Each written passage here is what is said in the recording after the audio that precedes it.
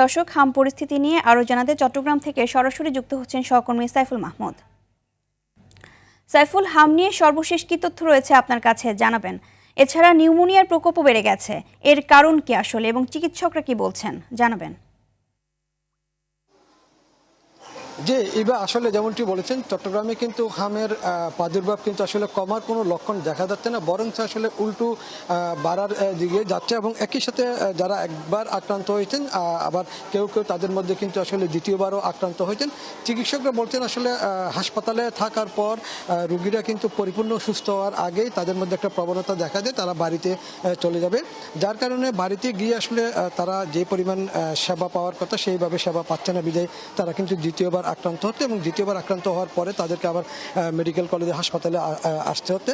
এবং চট্টগ্রামে কিন্তু গত মার্চ মাসের শেষ দিক থেকে গতকাল পর্যন্ত চট্টগ্রামে হাম এবং হামের উপসর্গ নিয়ে 35 শিশুর মৃত্যু হয়েছে এবং এর মধ্যে সুনির্দিষ্টভাবে 6 জন শিশু কিন্তু হামে আক্রান্ত হয়ে মারা গেছেন। এই 6 জনের মধ্যে 4 জন হচ্ছেন সিটি কর্পোরেশনের বাসিন্দা এবং 2 জন সিটি কর্পোরেশনের বাইরের বাসিন্দা। এবং একটা জিনিস দেখা গেছে শুধু যে আসলে শিশু সেটাও না, এর মধ্যে যারা বয়স্ক প্রাপ্তবয়স্ক তারাও কিন্তু আক্রান্ত হচ্ছেন। তাদের মধ্যে কিন্তু 6 জন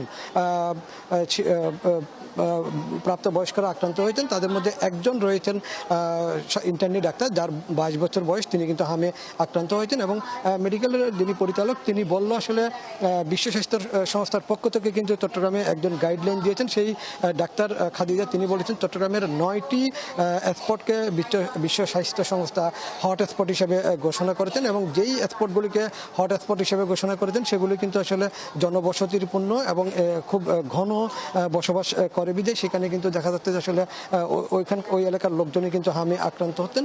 এবং হাম এবং উপসর্গ নিয়ে চট্টগ্রামে কিন্তু এখনো পর্যন্ত প্রায় 1430 জনের মতো আক্রান্ত হইতেন হাম এবং নিউমোনিয়া এবং সাথে বিভিন্ন উপসর্গ নিয়ে 1430 জন আক্রান্ত হয়ে চট্টগ্রাম মেডিকেল কলেজ হাসপাতাল থেকে চিকিৎসা নিয়েছেন।